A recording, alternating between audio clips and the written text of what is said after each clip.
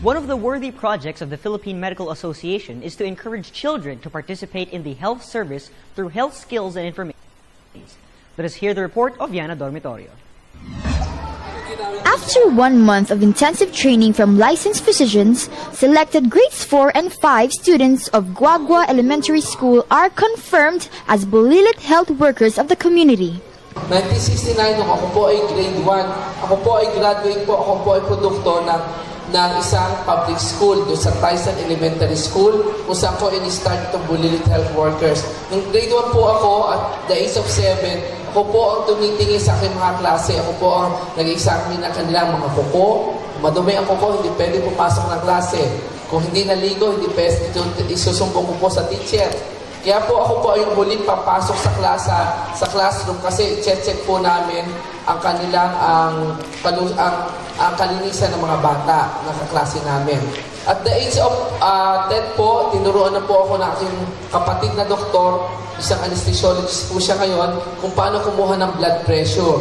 At nung high school po ako, yung aking po namang kapatid na naging pharmacist that time, tinuruan po naman ako na kung paano magbigay ng gamot sa aming lola. So kami po isa sa mga, ako po caregiver kasi kami pa ang nag-alaga sa aking lola. Nung high school po ako ay siya po ay na-stroke. Kami po ang nag-alaga sa kanya, hindi po namin in-hospital. 4 years po namin inalaga yung lola ko. Kami po ang nagpapakain at ibibigay sa kanya ng gamot. Importante lang is i-share nyo kung ano ang karagdagang kaalaman na meron kayo ngayon. Okay?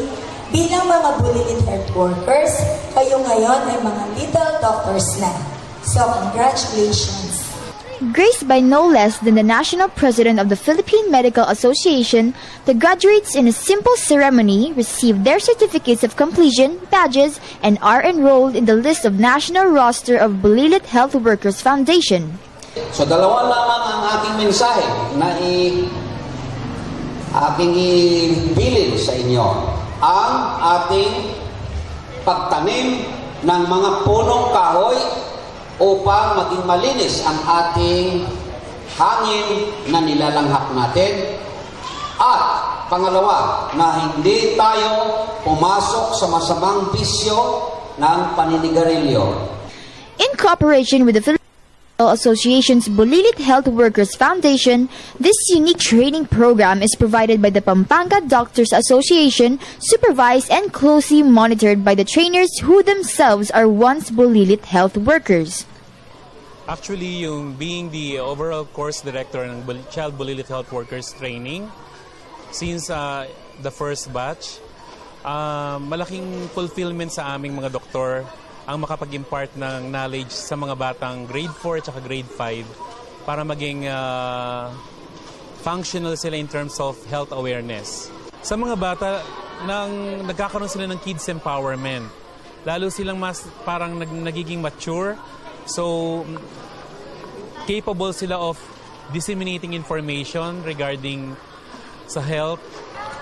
Looking at the happy faces of the new Bulilit health workers, it seems the special training on first aid, emergency treatment, and tours to hospitals are experiences that made extraordinary impact to their young minds.